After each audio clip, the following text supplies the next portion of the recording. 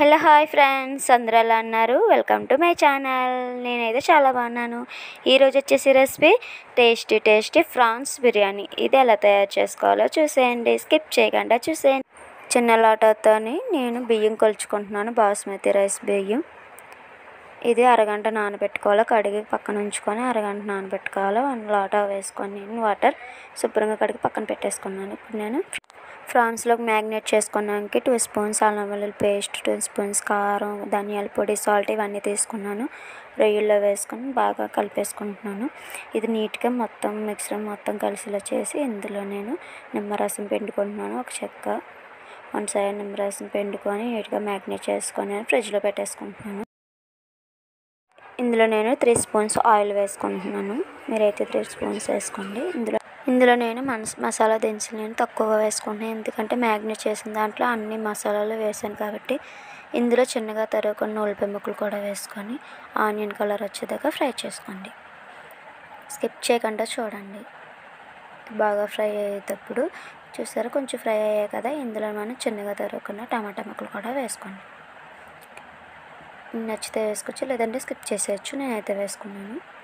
ఇది బాగా ఫ్రై అయ్యేదాకా మొత్తం కలుపుకుంటూ ఉండండి. బ్రౌన్ కలర్ వచ్చేంత వరకు ఫ్రై అయిపోయింది కదా, బ్రౌన్ కలర్లోకి వచ్చి నేను ముందుగా మ్యాగ్నేట్ చేసుకున్న రొయ్యలు కూడా వేసుకున్నాను.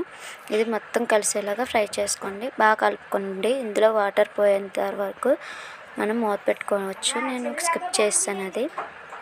ఇది బాగా ఫ్రై అయిన తర్వాత దగ్గర పడిపోయిన దాకా పక్కన పెట్టుకొని చూసారా, బాగా ఇందులో వాటర్ కట్ట ఏమీ లేకుండా దగ్గరికి బాగా చక్కగా ఉడికిపోయింది. రొయ్యలు కూడా వాటర్ లేకుండా మొత్తం మగ్గిపోయింది. ఇందులో నేను ముందుగా నానబెట్టుకున్న బాస్మతి రైస్ నేను అరగంట నానబెట్టుకున్నాను, అది ఇందులో వేసుకోండి. మొత్తం బియ్యం మొత్తం వేసుకొని నెమ్మదిగా కలపండి. అంటే నానబెట్టిన బియ్యం కదా, ఇవి ముక్కలుగా అయిపోతాయి. ఇందులో నేను 1 లోటా నేను బియ్యం తీసుకున్నాను కాబట్టి 1 లోటా వాటర్ అండ్ లోటా సగం వేసుకుంటున్నాను, ఎందుకంటే ముందుగా నానబెట్టేసుకున్నాను కాబట్టి. ఎక్కువ వేసుకోకూడదు, జావలాగా అయిపోతుంది. నేను లోటా సగం తీసుకున్నాను. మొత్తం కలిసేలా కలుపుకోండి. నేను ఇది స్లిమ్లోనే పెట్టుకుంటే, ఇది హైలో పెట్టేసుకుంటే మళ్ళీ మాడిపోయి ఉడకదు. స్లిమ్లో పెట్టుకొని మూత పెట్టేసుకుందాం. మూత తీసాక సగం ఉడికిన రైస్లో నేను ఫుడ్ కలర్ వేసుకుంటున్నాను. నేను నచ్చకపోతే స్కిప్ చేసేయచ్చు, నేనైతే తక్కువే వేసుకుంటున్నాను. ఇప్పుడు ఇది మొత్తం ఉడికేంత వరకు మనం మూత పెట్టేసుకుందాము. చూసారా ఎంత బాగా ఉడికిపోయిందో, ఎక్కడ కూడా జావ అయినట్టుగా ఒక మెతుకు అంటుకోలేనట్టుగా వచ్చింది. చాలా టేస్టీగా ఉంది. రొయ్యలు కూడా బాగా మగ్గిపోయి టేస్టీ ఫ్రాన్స్ బిర్యానీ రెడీ అయిపోయింది.